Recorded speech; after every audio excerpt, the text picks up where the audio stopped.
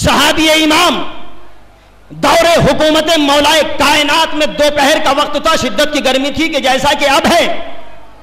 امام چوراہے سے گزر رہے تھے، دیکھا جناب مقداد پسینے میں شراب، اور امام نے فرمایا توجہ چاہ رہا ہوں، ایک فقرہ میں ارباب نظر کی خدمت میں پیش کرنا چاہتا ہوں. کس امام کی محبت آپ کے دل میں ہے جو ذہن انسانی سے احساس غربت کو دور کر دے، اسے علی کہتے ہیں. میں نے جملہ کہہ دیا، جو ذہن انسانی سے احساس غربت کو دور کر دے اسے علی کہتے ہیں. ایک مرتبہ مقداد سے امام نے فرمایا کہ مقداد اس گرمی کے عالم میں تم یہاں کر کیا رہے ہو؟ تمہیں تو گھر رہنا چاہیے تھا. کہا کہ مولا غریب ہوں، مولا گھر میں فاقہ ہے، غربت ہے، بچے بھوکے ہیں، کاروبار کے لیے روزگار کے لیے گھر سے باہر نکلا ہوں. میرے امام نے فرمایا گھر میں فاقہ ہے؟ کہا کہ ہاں مولا. ابو تراب نے سینہ تراب کی طرف پتھر کو پڑے ہوئے دیکھ کر کہا مقداد ذرا اس پتھر کو اٹھاؤ. میں گرمی کے عالم میں گفتگو کر رہا ہوں، بات سونے کی ہے، اس پتھر کو اٹھاؤ. حضور جب پتھر کو اٹھایا میرے امام نے نہ کچھ پڑھا، نہ کچھ پھونک ماری، نہ کچھ ورد کیا. ارے امام ہو تو ایسا ہو. کہا مقداد لو جا کر اپنی غربت کو دور کر دو. حضور میں ایک پیغام دینا چاہتا ہوں، زبان میری ہے، کلام امام کا ہے. پتھر اٹھایا، اٹھانے کے بعد کہا کہ مقداد لو جا کر اپنی غربت کو دور کرو، فاقے کو دور کرو. یہ کردار غلام امیر المومنین بول رہا تھا. کہا کہ مولا یہ تو میری غربت کو دور کرنے سے کہیں زیادہ ہے. اللہ اکبر. مجھے اتنے کی ضرورت نہیں ہے، یہ تو میری غربت سے کہیں زیادہ ہے. میرے امام نے پھر پتھر کو لیا، لینے کے بعد زمین پر دو حصوں میں تقسیم کیا. آدھا مقداد کو دیا، وہ سونا چمکتا ہوا تھا. دیکھیے بات سونے کی ہے حضور، سونا چمکتا ہوا. آدھا زمین پر پھینک دیا، وہ پھر پتھر بن گیا. لیکن میں ایک بات پہنچانا چاہتا ہوں، چاہے جاگ کر سنے یا سو کر، بات فائدے کی ہے. میرے امام نے میری طرف متوجہ رہے. میرے امام نے کہا مقداد امتحان کے طور پر مقداد سارا لے جاتے کل آنے والے وقت میں تمہارے کام آتا. یہ کردار صحابی امام بول رہا تھا. مقداد نے کہا مولا ارے کل کی فکر وہ کرے جس کا کوئی مشکل کشا نہ ہو.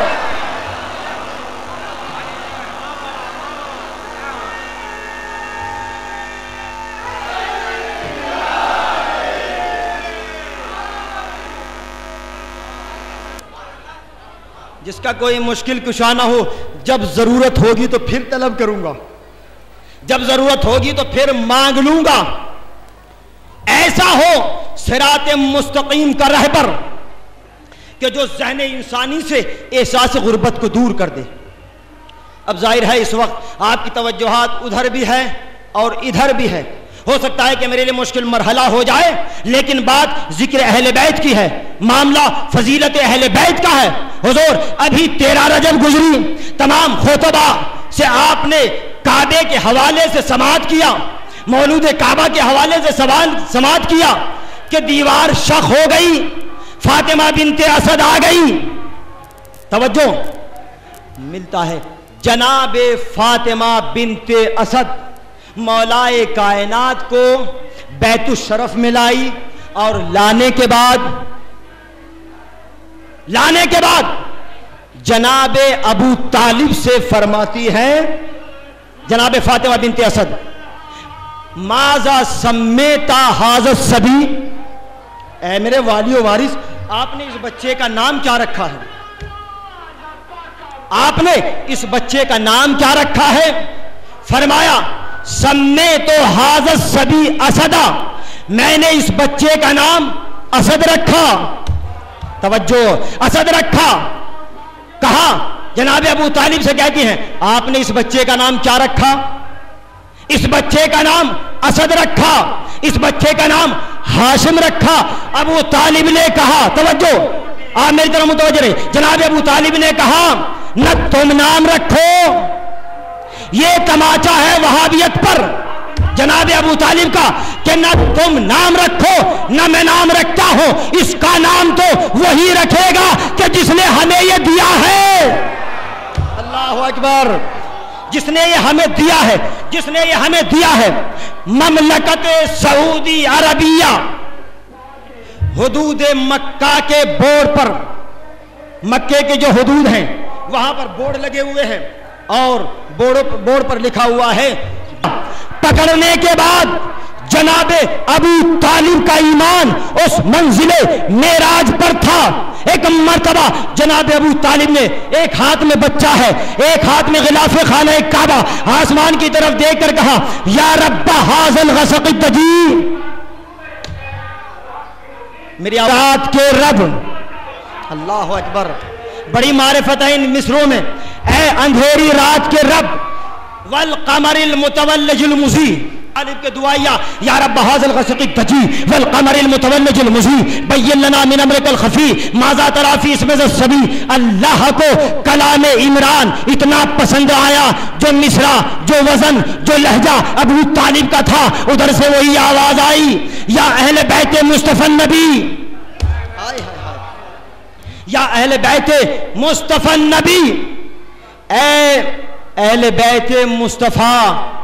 اس کا مطلب یہ ہوا کہ اللہ بتانا یہ چاہتا ہے کہ ابو طالب بھی تو اہل بیت ہیں۔ یا اہل بیت مصطفی النبی خصصتکم بولد الزکی، دوسرا مصرع خصصتکم بولد الزکی، ابو طالب ہم نے تمہیں ایک طیب و طاہر بیٹا عطا کیا، اسمہ من شامخ علی، اور تمہارے اس بیٹے کا نام بلندیوں میں علی ہے، بلندیوں میں علی ہے۔ کیوں؟ علی اشتق من العلی، اس لیے بلندیوں میں علی ہے کیونکہ میں نے، مجھ اللہ نے تمہارے بیٹے کا نام علی اپنے نام پر رکھا ہے کہ جہاں پر میں اللہ علی ہوں تمہارا بیٹا بھی تو علی ہے۔ صلوات پڑھ سکتے ہیں آپ ایک؟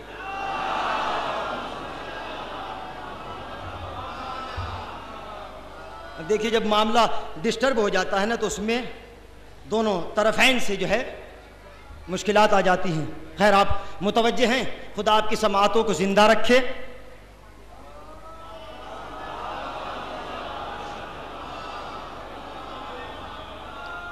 تو اللہ نے ابو طالب کو رہبر صراط مستقیم کہاں سے دیا؟ کعبے سے۔ تاریخ کے پنوں پر کوئی تو ملے جس کی کعبے میں ولادت ہو، مسجد میں شہادت ہو، ابتدا بھی بلند انتہا بھی بلند۔ ارے جس نے کبھی پستی دیکھی ہی نہ ہو، سچا رہبر۔ دیکھیے روم سے ایک راہب چلا مدینے میں آیا اس نظریے کے ساتھ میں اسلام کو قبول کروں گا، جو سونا چاندی ہیرے جواہرات یاقوت لالو زبردست جو بھی اس کے پاس موجود تھا خزانہ سب لے کر اونٹ پر لاد کر مدینے میں آیا۔ دور اول کی بات ہے، اہل نظر تشریف فرمائیں، دور اول جب آیا اور آنے کے بعد کسی سے پوچھا اینا خلیفۃ رسول اللہ، جانشین محمد کہاں ہے؟ پہلی خلافت کا دور، ایڈریس دیا گیا کہ جاؤ مسجد میں۔ اب دیکھا راہب پہنچا، نئے چہرے تھے، نیا معاملہ تھا۔ ادھر سے حضور نے دیکھا، جناب عالی نے دیکھا کہ نئے چہرے تھے، بلایا تم کون ہو، کہاں سے آئے ہو؟ راہب کہتا ہے اسم راہب انا جئت من الروم اريد الاسلام اريد خلیفۃ رسول اللہ، میں روم سے آیا ہوں اور چاہتا ہوں کہ اسلام کو قبول کروں، لیکن میری شرط ہے کہ میں جانشین پیغمبر سے پہلے ملوں اور میرے کچھ سوالات ہیں، ان سوالات کے جوابات اگر مجھے مل جائیں میں اسلام لے آؤں گا اور جو خزانہ اونٹ کے اوپر لادے ہوئے ہوں وہ جانشین محمد کو دے دوں گا۔ حل انت خلیفۃ رسول اللہ، بات معرفت کی ہے، میں الٹی سیدھی بات نہیں کرنا چاہتا۔ چھٹے امام فرماتے ہیں افسوس ہوتا ہے اس مقام پر آنے کے بعد معرفت لوگ بھول جاتے ہیں۔ چھٹے امام نے فرمایا جو ہمارے نانا کے منبر پر آنے کے بعد امر بالمعروف نہ کرے، نہی عن المنکر نہ کرے، ہمارے فضائل بیان نہ کرے، وہ ہمارے حق کا غاصب ہے۔ وہ ہمارے غضب کا غاصب ہے، تو ادھر ادھر جانے کی ضرورت نہیں ہے. معاملہ منبر کا ہے، معاملہ فضیلت کا ہے، معاملہ فضیلت کا ہے. سونا چاندی لدا ہوا تھا اونٹ کی پشت پر. جو لوگ مسجد کے اندر حضور بیٹھے ہوئے تھے وہ یہی سوچ رہے تھے کہ کاش کہ اس راہب کو سوالات کے جوابات مل جائیں اور ہمیں بیت المال سے ہماری سیرلیاں بڑھ جائیں، وظیفے بڑھ جائیں. لیکن حضور ایسا ہو نہ سکا. توجہ چاہ رہا ہوں، وقت کم ہے. راہب آگے بڑھ کے کہتا ہے حل انت خلیفۃ رسول اللہ. یہ خلافت اول کی بات ہے. حل انت خلیفۃ رسول اللہ. کہا کہ ادھر سے آواز آئی نعم انا خلیفۃ رسول اللہ، میں جانشین محمد ہوں. بس ایک مرتبہ راہب پڑھا لکھا تھا، تورات زبور انجیل قرآن پر اس کی نظر تھی. وہ کہتا ہے ما اسمک ایھا الشیخ. دیکھیے بات تھوڑا ٹف ضرور ہے لیکن مشکل کشا کے ماننے والے ہیں تو ساری باتیں آسان ہو جاتی ہیں. اگر آپ میرے ساتھ رہیں گے تو میں بات پہنچا دوں گا. ما اسمک ایھا الشیخ، اے بزرگوار تمہارا نام کیا ہے؟ بزرگ تو تھے ہی، تمہارا نام کیا ہے؟ ادھر سے آواز آئی اسمی عتیق، مجھے عتیق بھی کہتے ہیں. راہب نے کہا حل لک اسم آخر، کیا تمہارا کوئی دوسرا بھی نام ہے؟ کہا کہ ہاں اسمی صدیق، میرا نام صدیق ہے، میرا نام صدیق ہے. بات کہنا چاہتا ہوں. راہب پھر کہتا ہے حل لک اسم آخر، کیا تمہارا کوئی دوسرا بھی نام ہے؟ کہا کہ نہیں، اس کے علاوہ میرا کوئی نام نہیں ہے، میرا کوئی نام نہیں ہے. تو راہب مایوس ہو کے کہتا ہے مجھے ایڈریس غلط دیا گیا تھا. آپ کیا سن رہے ہیں؟ تھوڑی سی توجہ چاہ رہا ہوں. مجھے پتا غلط دیا گیا تھا. اپنے ساتھیوں کو لے کر مایوس ہو کے چلا تو ایک مرتبہ سنیے خلیفہ اول کی آواز آئی. اے راہب، ظاہر ہے اس وقت عالم کیا رہا ہوگا، مجمع تو دیکھ رہا تھا.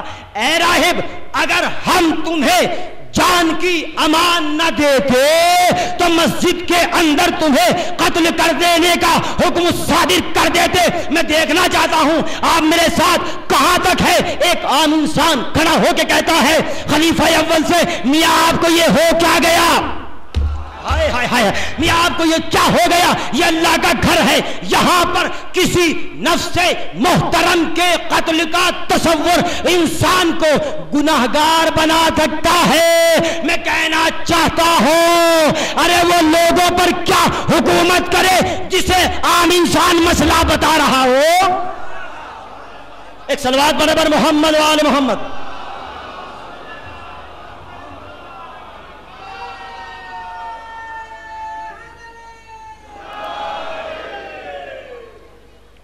مایوس ہو کر چلا لیکن اس کے باوجود روک دیا گیا. کہا کہ یہ سوال کر کیا چاہتا ہے؟ مختصر کرتا ہوں. راہب کہتا ہے اخبرنی عن شیء لیس من اللہ، اس چیز کے بارے میں بتاؤ کہ جو اللہ کی طرف سے نہیں ہے. خلیفہ اول نے کہا کہ یہ بھی کوئی سوال ہے؟ ہر چیز اللہ کی طرف سے ہے. زمین آسمان ہوائیں فضائیں خلائیں عرش فرش بلندی پستی ویرانہ بستی سب اللہ کی طرف سے ہے. کہا کہ نہیں مجھے جواب چاہیے، ٹیڑھی کھیڑ ہے. کہا کہ تیرا دوسرا سوال کیا ہے؟ راہب کہتا ہے اخبرنی عن شیء لیس من عند اللہ، وہ کون سی چیز ہے کہ جو اللہ کے پاس نہیں ہے؟ آواز آئی کہ اللہ کے پاس ہر چیز ہے، وہ اللہ نہیں ہے کہ جس کے پاس ہر چیز نہ ہو. بہت سے سوالات تھے لیکن میں مختصر کرتا ہوں. جب جوابات نہ مل سکے مایوس ہو کر چلا، مایوس ہو کر چلا. میں نے عرض کیا تھا کہ صحابی ہو تو ایسا ہو. حسن اتفاق یہ ہوا کہ راستے میں سلمان فارسی مل گئے. ارے سلمان فارسی نہیں ملے، تقدیر راہب میں اسلام مل گیا. کہا کہ کیا چاہتے ہو؟ ارید الاسلام ارید خلیفۃ رسول اللہ، مجھے جانشین پیغمبر کے اطلاع سے اسلام چاہتا ہوں، سوال لے کے آیا ہوں، خزانہ جانشین محمد کے حوالے کر دوں گا. جناب سلمان نے کہا کہ ٹھہرو. جناب سلمان نے کہا کہ ٹھہرو. روکا قافلہ، راہب روکا دوڑتے ہوئے. باب شہر رہبر انسانیت زاہد بے مثال امیر المومنین کی خدمت پہ پہنچ کر جانے کے بعد کہا کہ مولا میں کچھ کہنا چاہتا ہوں. میرے امام نے فرمایا سلمان تمہیں کہنے کی کچھ ضرورت نہیں ہے، علی کو سب معلوم ہے کہ مسجد میں ہوا کیا ہے. اب تو صلوات پڑھ دیجئے بآواز بلند.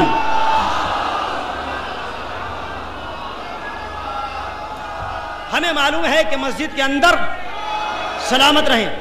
مسجد کے اندر ہوا کیا ہے؟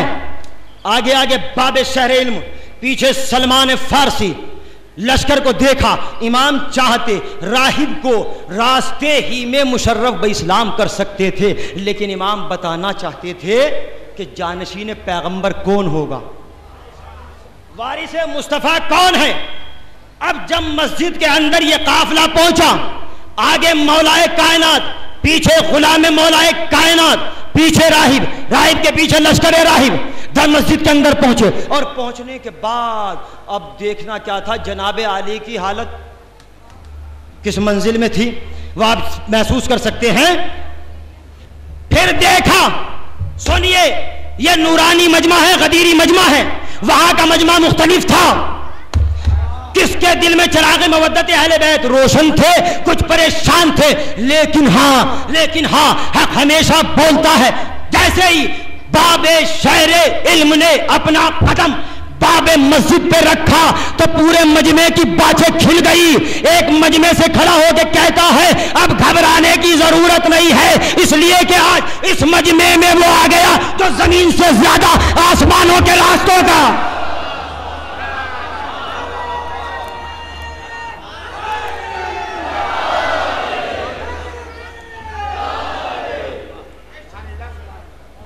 کبھی چھپتا نہیں حضور. بس میرے امام چاہتے تو تنہائی میں مشرف اسلام کر دیتے، لیکن نہیں، امام بتانا چاہتے کہ وارث محمد کون ہے، وارث مصطفیٰ کون ہے. مولائے کائنات نے پوچھا اس الماذا ترید، سوال کر جو چاہتا ہے. یہ امام ہی تو کہیں گے اور کوئی کہے گا؟ جو کچھ پوچھنا ہے پوچھ. لیکن راہب تھا سمجھدار، راہب تھا پڑھا لکھا، اس نے ابھی سوال نہیں کیا. تھوڑی دیر کے لیے میں آپ کی توجہات چاہتا ہوں. راہب نے ابھی سوال نہیں کیا، بلکہ پہلے کی طرح جملوں کو نقل کیا. ما اسموں کا ایھا الفتیٰ، وہاں شیخ یہاں فتیٰ، اس لیے کہ وہ بوڑھے تھے، علی جوان. جس پر کبھی بڑھاپا نہیں آتا اسی کو تو امام کہتے ہیں. اللہ اکبر. ما اسموں کا ایھا الفتیٰ. دیکھیے، جب راہب نے پہلے پوچھا تو کتنے نام بتائے؟ آپ بتائیے کتنے نام بتائے تھے؟ 2. جزاک اللہ. 2 نام بتائے تھے. لیکن جب راہب نے مولائے کائنات سے پوچھا ما اسموں کا ایھا الفتیٰ، اے جوان تمہارا نام کیا ہے، تمہارا نام کیا ہے، تو وارث محمد نے مسکرا کے کہا عند الیہود اسمی ایلیا، عند النصارى اسمی ایلیا، عند القرآن اسمی علیہ، کتب السابقہ اسمی حیدرہ، اسمی حیدرہ. توریت میں میرا نام ایلیا ہے، زبور میں میرا نام ایلیا ہے، قرآن میں میرا نام علی ہے. قرآن سے پہلے جو کتابیں نازل ہو چکی ہے ان میں میرا نام حیدر ہے.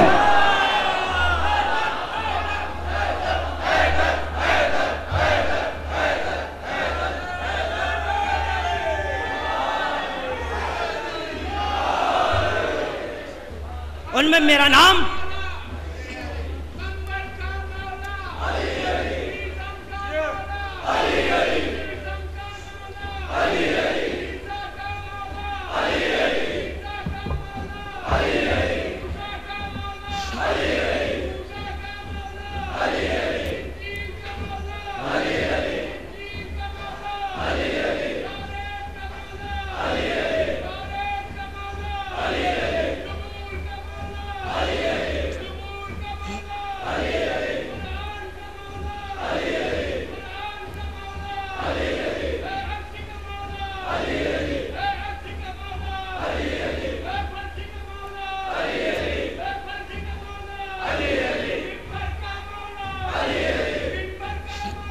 علی علی.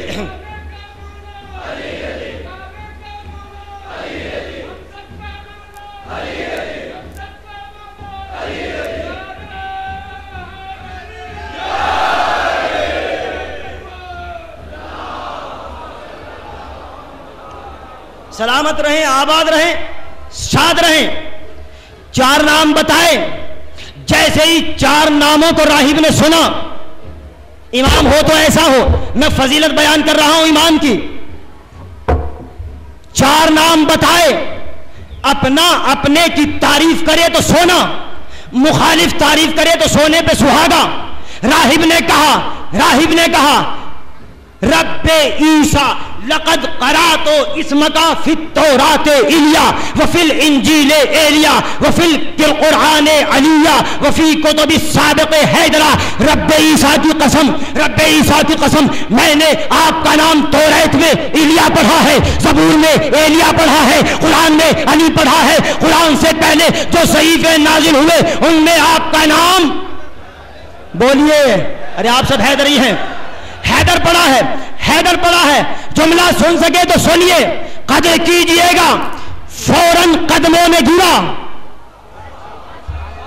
ارے یہ اسلام لینے آیا تھا, قدموں میں گرا. کہا کہ کلمہ حق جاری کرا دو. انتا خلیفۃ رسول اللہ. جس کی مجھے تلاش تھی وہی تو آپ ہیں. اللہ اکبر, وہی تو آپ ہیں, وہی تو آپ. قدموں میں گر گیا. میرے امام نے کہا کہ نہیں, پہلے سوال کر. پہلے سوال کر تاکہ شک نہ رہ جائے. آنے والا مورخ یہ نہ لکھ دے کہ علی نے کچھ بتایا نہیں تھا. سوال کر. اس نے سوال وہی کیا, اخبرنی عن شیء لیس من عند اللہ. وہ کون سی چیز ہے کہ جو اللہ کے پاس نہیں؟ امام نے فوراً جواب دے دیا, وہ بیوی بچے ہیں کہ جو اللہ کے پاس نہیں. لم یلد ولم یولد, وہ بیوی بچے ہیں جو اللہ کے پاس نہیں. راہب کہتا ہے اخبرنی عن شیء لیس من اللہ. اس چیز کے بارے میں بتاؤ کہ جو اللہ کی طرف سے نہیں. امام نے فرمایا هو الظلم لیس من اللہ. کیا سن رہے ہیں بھائی؟ زبان میری ہے, کلام امام کا ہے. وہ ظلم ہے جو اللہ کی طرف سے نہیں. تو میں کہنا چاہتا ہوں اگر کوئی اسٹیج پر آنے کے بعد حسین کو بھی رضی اللہ کہے, یزید کو بھی رضی اللہ کہے, اس کا مطلب یہ ہوا نہ وہ ادھر کا رہا ہے نہ ادھر کا. آپ کیا سن رہے ہیں؟ وہ کوئی سچا انسان مسلمان نہیں ہو سکتا, وہ کوئی طاغوتی نمائندہ ہوگا جو ظالم اور مظلوم کو ایک دائرے پہ لا کے کھڑا کر دے. حق ادھر ہے, باطل ادھر ہے. ولا تلبسوا الحق بالباطل. حق کو باطل سے نہ ملاؤ, حق کو باطل سے نہ ملاؤ.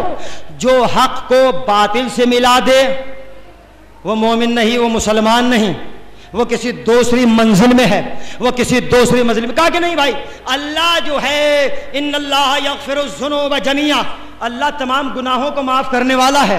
میں کہنا چاہتا ہوں ارے اس سے آگے بھی تو پڑھو. اللہ سب کو معاف کر دے گا لیکن ظالم کو معاف نہیں کرے گا. تو بتاؤ ظالم کون ہے؟ ہر انسان کہے گا کہ یزید ظالم. ارے طاغوتی نمائندوں, تم اللہ اکبر کی صدائے بلند کر رہے تھے, اللہ اکبر, نبش قبر کھود رہے تھے, نبش قبر کر رہے تھے, قبر کو کھود رہے تھے, تمہیں شرم نہیں آتی؟ حضور یہ اللہ اکبر کہنے والے مسلمان نہیں تھے. سرزمین شام پر یہ طاغوتی نمائندے تھے, یہ طاغوتی نمائندے تھے جو اسلام کو بدنام کرنے کی کوشش کر رہے تھے. لیکن اسلام کی روحانیت کا, صحابی امام کی روحانیت کا تماچا ان طاغوتی نمائندوں پر ایسا لگا 1450 سال پہلے. کوئی کیمرہ نہیں تھا, کوئی ترقی نہیں تھی, لیکن کم سے کم اس امر سے 2 امور انجام دیے. وہابیت پر تماچا بھی لگ گیا, صحابی ایمان کی زیارت بھی ہو گئی.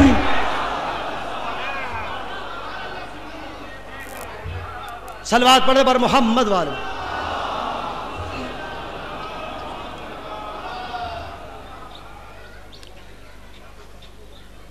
یزیدیت اور ہے, حسینیت اور ہے. چونکہ وقت نہیں ہے, دیکھیے ایک جرمنی فلاسفر کہتا ہے, بات تمام کرتا ہوں.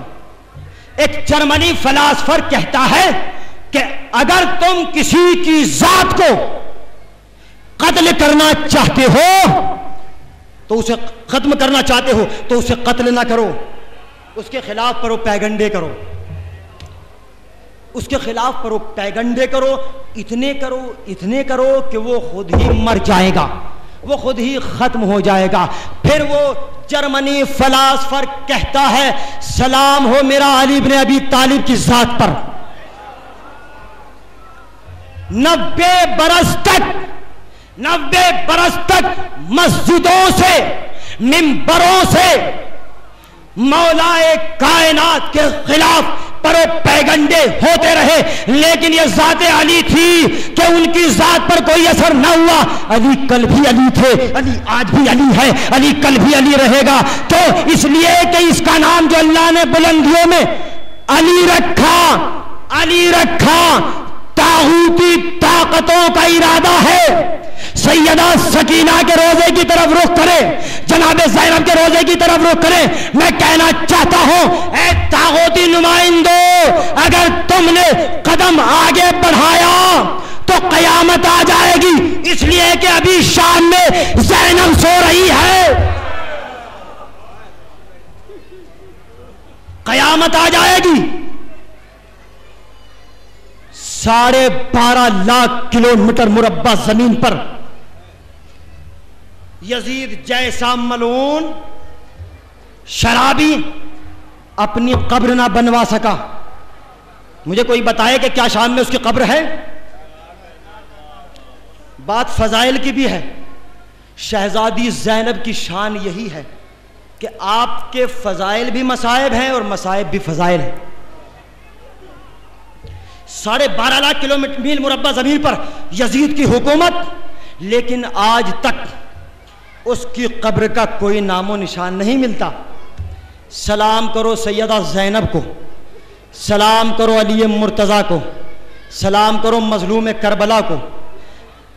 علی کی بیٹی نے اپنے باپ کے لہجے کو اختیار کر کے سرزمین شام پر وہ خطبے ارشاد فرمائے کہ طاغوتیت کو وہیں پر نیست و نابود کر دیا، اور آج بھی سرزمین شام پر جناب زینب کا روزہ، جناب سیدہ کا روزہ اسلام کی جیت کا اعلان کر رہے ہیں اور بتا رہے ہیں جو باطل ہوتے ہیں وہ گمنام ہو جاتے ہیں، جو اہل حق ہوتے ہیں وہ کل بھی زندہ تھے آج بھی زندہ ہیں۔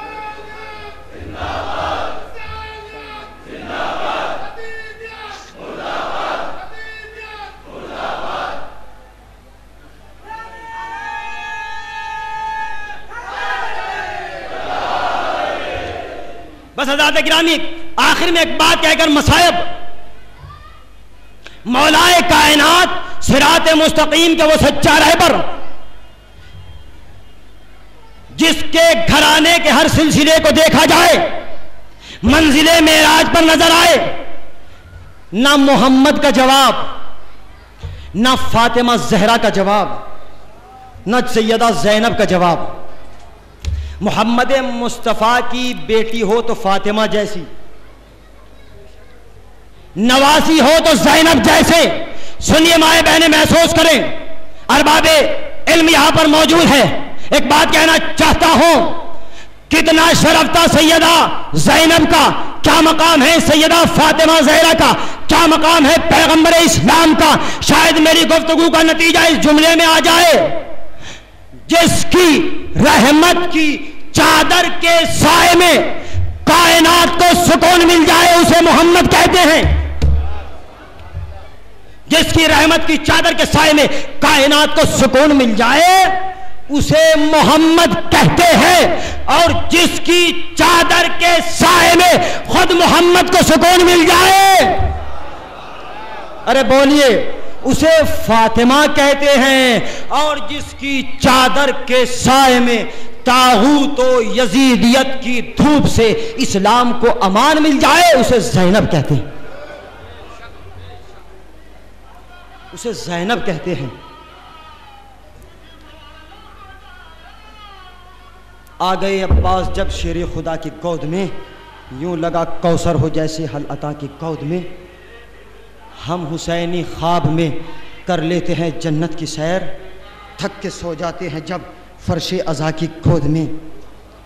دشمنان آل احمد چلتی پھرتی لاش ہیں.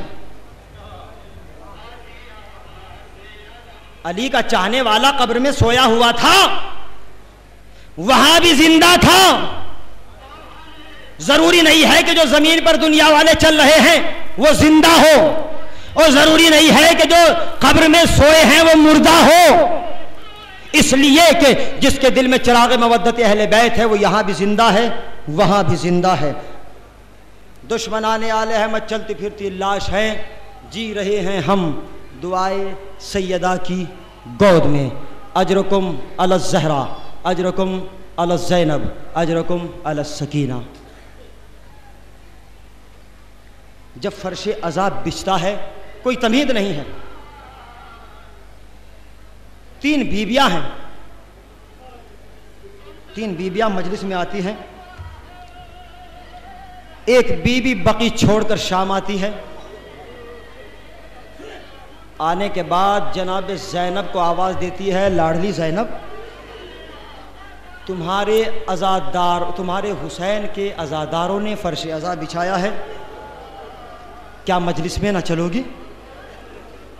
جناب زینب کی آواز آئی, اماں کچھ فاصلے پر میری سکینہ سو رہی ہے. اولاد والو محسوس کریں. زندان شام کے دروازے پہ جا کر آواز دیتی ہیں, سکینہ سکینہ تمہارے بابا کے عزاداروں نے فرش عزا بچھایا ہے, نہ چلو گی؟ سنیں گے عزاداروں فرش عزا کی عظمت کیا ہے, مجلس حسین کا مقام کیا ہے, شرف کیا ہے. جب تک کوئی ذاکر کوئی خطیب فضائل پڑھتا ہے تو تینوں بیویاں بیٹھی رہتی ہیں مجلس میں, اور جب مصائب حسین ہوتے ہیں تو تینوں بیویاں کھڑی ہو جاتی ہیں. واہ حسینہ, واہ محمدہ, واہ علیہ. ارے کتنی نسبت ہے. جناب فاطمہ زہرا, جناب زینب, جناب سکینہ. جناب فاطمہ زہرا دادی ہیں, جناب زینب بیٹی ہیں, جناب سکینہ پوتی ہیں. کلیجے میں درد رکھنے والے محسوس کریں, جناب فاطمہ زہرا پر مصیبتوں کی انتہا ہو گئی. اس لیے آپ نے مرثیہ پڑھا, صبت علیہ مصائب لو انہا صبت علی الایام سرنا لیالیا. بابا آپ کے بعد ظالموں نے مجھ پر وہ مصیبتیں ڈھائیں کہ اگر وہ دنوں پہ پڑ جاتی تو تاریخ کے شب میں تبدیل ہو جاتے. میں کہوں گا سیدہ زینب پر مصیبتوں کی انتہا ہو گئی. جناب فاطمہ زہرا وہ بی بی ہے جو قبر میں 2 زخموں کو لے کر گئی. ارے میرا بیان آسان ہے, آپ کا سننا آسان ہے. 2 زخموں کو لے کر گئی. پہلا زخم جب ملون آیا, آنے کے بعد لات ماری, دروازہ گرایا, دروازے کے اندر کیل تھی, ایک چوب تھی, شکم سیدہ بطول میں داخل ہو گئی, محسن کی شہادت ہو گئی, خون کا فوارہ جاری ہوا. یہ ایک زخم میں کیسے بیان کروں عزادارو, مصائب تو احساس کا نام ہے. دوسرا زخم در اور در دیوار کے درمیان نبی کی بیٹی آئی, پسلیاں ٹوٹ گئی. 2 زخم. سلام ہو فاطمہ زہرا پر ہمارے. سیدہ فاطمہ یقیناً آپ پر مصیبتوں کی انتہا ہو گئی, لیکن آپ قبر میں 2 زخم لے کر گئی. آپ کی پوتی سکینہ 3 زخم لے کر گئی. اتنی چھوٹی بچی 3 زخم لے کر گئی. عزادارو پہلا زخم 11 محرم, کمزور اونٹ, ننگی پشت, سینے کے بل. جب سکینہ کو باندھا گیا تو اس اونٹ کو دوڑایا جاتا تھا. کبھی آپ نے تصور کیا ہے, سوچا ہے وہ دوڑایا کیوں جاتا تھا؟ ارے اونٹ کی ریڑھ کی ہڈیاں کبھی دانی سمت ہوتی تھی, کبھی بائیں. سینہ چھل گیا. بابا کے سر کو آواز دے کر کہتی تھی, اے میرے بابا, آپ کی شہادت کے بعد ظالموں نے مجھ پر رحم نہ کھایا. بابا میرے گوشوارے چھینے گئے، میرے رخسار نیلے ہیں، اور بابا دیکھو لیکن مجھے آپ کی وصیت یاد ہے جو آپ نے روزے عاشورہ مجھ سے کی تھی، میری بچی جب تماچے لگیں گے تو صبر کرنا، جب گوشوارے چھنیں گے تو صبر کرنا۔ بابا میں صبر کرتی چلی آ رہی ہوں، یہ سینے کا پہلا زخم ہے، اجرکم علی الزہرا۔ دوسرا زخم سنیں گے عزادارو،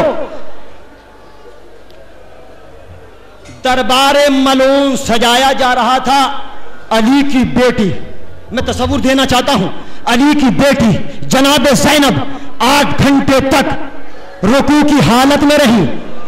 اب کیا میں اور مصائب پڑھوں؟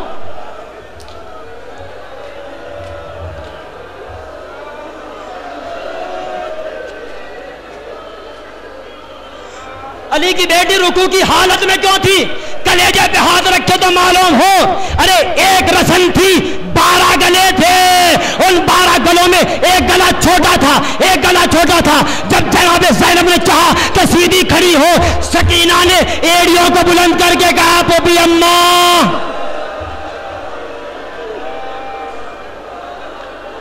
میرا گلا زخمی ہو گیا،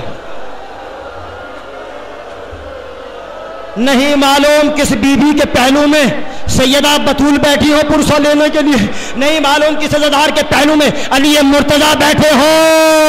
ارے اس طرح ماتم کیا کرو کہ جس طرح کوئی ماں اپنے جوان کا ماتم کرتی ہے۔ عزادارو کسی کا کڑیل جوان دنیا سے جاتا ہے، اس کا غم ماں جانتی ہے۔ آؤ کربلا میں آئے، جب حسین نے در خیمہ پر لاش اکبر کو لا کے رکھا تھا اور کہا تھا کہ لیلا تمہارا اکبر مر گیا، تمہارا اکبر مر گیا، مائیں محسوس کرے تمہارا اکبر مر گیا، تو عزادارو ماں کے دل پر اتنا صدمہ ہوا، اتنا صدمہ ہوا کہ بینائی چاہتی رہی، آواز دی شہزادی مجھے لاش اکبر تک پہنچا دو، میں اشارے دے رہا ہوں مجھے لاش اکبر تک پہنچا دو۔ جیسے جناب زینب نے لیلا کے بازو کو پکڑا، لاش اکبر کے سرانے بٹھایا، ایک ماں نے ایک مرتبہ سینہ اکبر پہ ہاتھ رکھ کے کہا اے میرے لال، ارے جس نے تیرے برچھی ماری کیا وہ صاحب اولاد نہ تھا؟ اللہ اکبر۔ بس عزادارو مجلس تمام ہو گئی، خدا ان رونے والوں کو سلامت رکھے، دعا کیجئے فرش عزا پر، آپ کے اشکوں کا انتظار کرتا ہے رومال سیدہ بطول، اور زخم حسین پر چھڑکے جاتے ہیں تو سیدہ بطول شافعِ محشر کی بیٹی ہیں،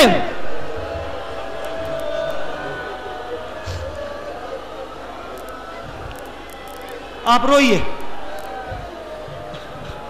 یہ اجر رسالت نہیں ہوتی جو دھوم میں جہاں پہ کھڑا ہوا ہے، یہ بچے کھڑے ہوئے، کسی نے کہا بیٹا جاؤ دھوم میں جا کر کھڑے ہو جاؤ، کسی نے کہا جاؤ دھوم میں جہاں جگہ مل جائے۔ ارے ان بچوں کو معلوم ہے کربلا کا پیاسا، ان جوانوں کو معلوم ہے کڑیل جوان علی اکبر، ان بوڑھوں کو معلوم ہے مظلوم کربلا بوڑھا حسین۔ دیکھیے عزادارو کبھی تھک کر نہ روئیے گا، روح سیدہ کو بڑی تکلیف ہوتی،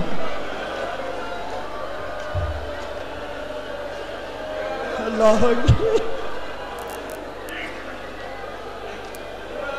2 زخم جناب سکینہ کے، اور تیسرا زخم سنیں گے جب اپنے بابا کو یاد کر کے روتی تھی، بابا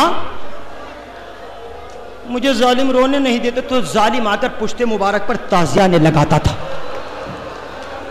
3 زخم لے کر علی کی بیٹی پوتی چلی گئی، جناب فاطمہ زہرا 2 زخم لے کر گئی، جناب سکینہ 3 زخم لے کر گئی، اور جناب زینب آپ خاموش ہو گئے۔ جناب زینب کس کس کا زخم لے کر گئی؟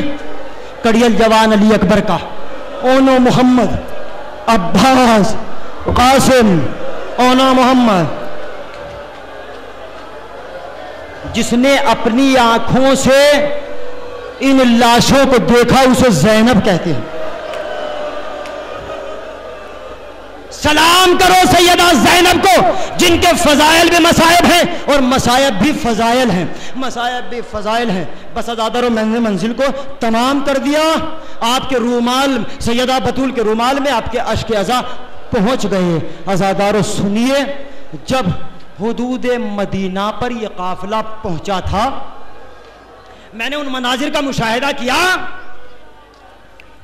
جب پہنچا ہے، دیکھیے ابھی یہ ماہ رجب چل رہا ہے، 28 رجب کو امام نے اپنا وطن چھوڑا۔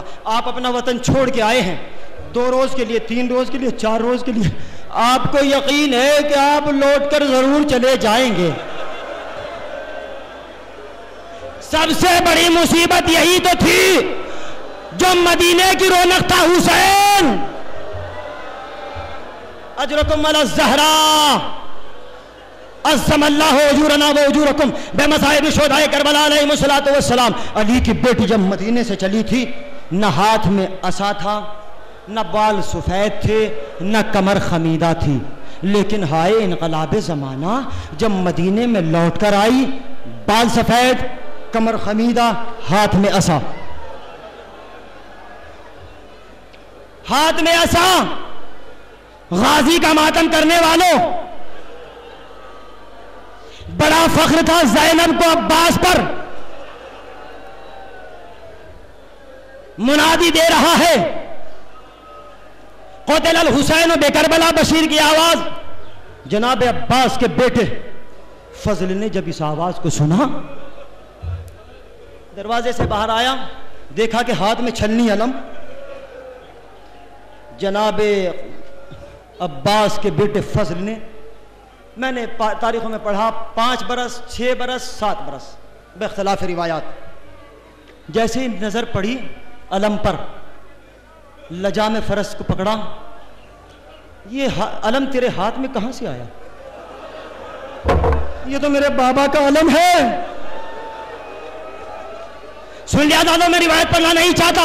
کہا کہ عباس کربلا میں مارے گئے، عباس کربلا میں مارے گئے۔ جناب فضل ایک مرتبہ دوڑتے ہوئے دادی کے پاس پہنچ کر کہتے ہیں، دادی اماں کربلا میں بابا مارے گئے۔ ایک مرتبہ جناب ام البنین نے نجف کا رخ کر کے کہا، اے میرے والی وارث، ارے جس عباس پر تمہیں بڑا ناز تھا، میں نے سنا کہ حسین مارے گئے، میرے عباس کے ہوتے ہوئے یہ جملہ بشیر نے سنا۔ کہا کہ بی بی ایسا نہ کہو، پہلے عباس مارے گئے۔ سلامت رہے عزادارو، دل کھول کے روئیے گا۔ مال مجلس مصائب کربلا ہے، اشک عزا ہے، اجرکم علی الزہراء۔ ہاں، تمام بیبیاں جناب زینب عصے کا سہارا لے کر بیت الشرف میں آئی۔ جناب عبداللہ موجود نہیں تھے، مجھے اشارہ کرنا ہے، مجلس تمام ہو گئی۔ جناب عبداللہ موجود نہیں تھے، عصے کا سہارا لے کر جناب زینب جیسے ہی اپنے بیت الشرف میں داخل ہوئی، سینے خانہ میں بیٹھ گئی۔ جناب عبداللہ اور کہا کہ بی بی، ارے جس چیز کی تمہیں ضرورت ہے بیان کرو، میں تمہیں دوں گا۔ علی کی بیٹی نے سر کو اٹھا کے کہا، والی و وارث، زینب کو نہ پہچانا؟ عبداللہ اتنا روئے کہ غشیتاری ہو گئی۔ سلام کرو زینب کو۔ جناب زینب نے روز عاشورہ سے اور اب تک اپنے بچوں کا ماتم نہیں کیا تھا۔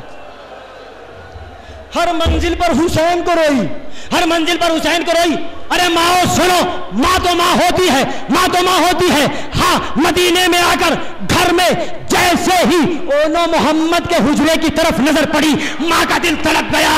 دروازہ کھولا، ننھے ننھے بستروں پہ گرایا۔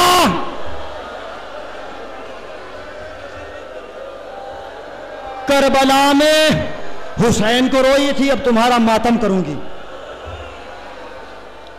بس عزادارو، منزل تمام ہو گئی۔ ملتا ہے 2 جملے ہیں، ماتم کرتے اٹھے، غازی عباس کا ماتم کریں۔ جناب زینب نے کچھ کنیزوں کو اکٹھا کیا.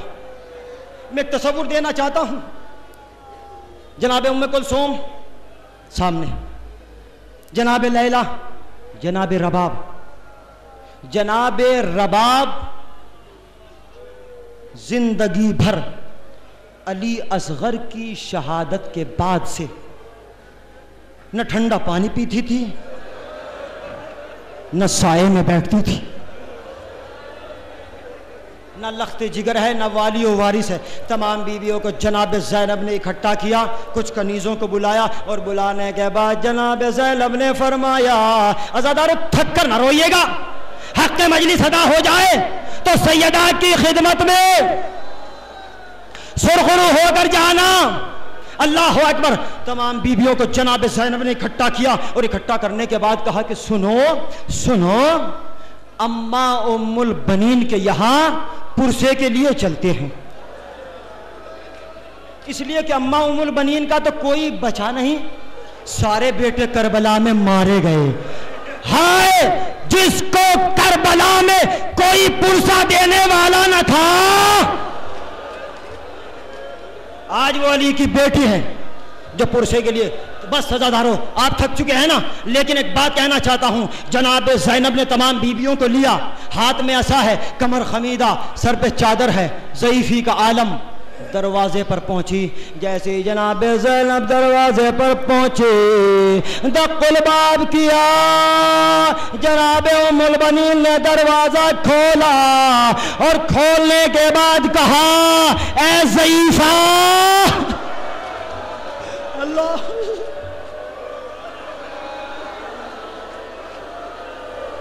سلامت رہیں، آباد رہیں، شاد رہیں غم کربلا کے صدقے میں. اے ضعیفہ، ارے تم کون ہو؟ بتاؤ میں تمہاری کیا خدمت کروں؟ علی کی بیٹی نے ایک مرتبہ حضرت بھری نگاہوں سے دیکھ کر کہا اماں زینب لوٹ کر آ گئی. 2 منٹ اور آزادارو. زینب لٹ کر آ گئی. بس اتنا سنا. جناب ام البنین سے رہا نہ گیا، تڑپ گئی. آقا زادی مجھے معاف کر دو، میں پہچان نہ پائے، مجھے معاف کر دو. سنیں گے آزادارو؟ اگر کلیجوں میں طاقت ہے تو جملہ سن لیجئے گا، نائبان محسوس کریں. ایک مرتبہ مسند بچھا دی گئی. جب مسند بچھائی گئی جناب ام البنین کو مسند پر بٹھایا. چاروں طرف سے بیویوں نے حلقے میں لیا. ابھی پرسے کا آغاز نہیں ہوا تھا. جناب زینب نے فرمایا اماں زینب کربلا سے بڑی پیاسی آئی ہے. اللہ اکبر.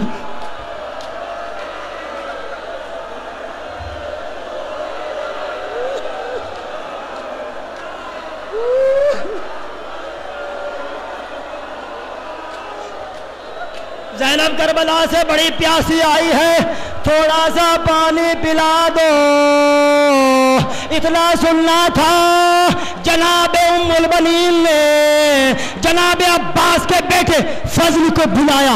میں تصور دینا چاہتا ہوں، خدا کی قسم دل بھی روتا ہے، آنکھیں بھی روتی ہیں. جناب فضل کو بلایا، اور بلانے کے بعد جناب فضل کے دوش پر ایک مشک ڈالی، اور ڈالنے کے بعد کہا میرے لال فضل جاؤ، علی کی بیٹی پیاسی ہے، پانی لے کر آؤ.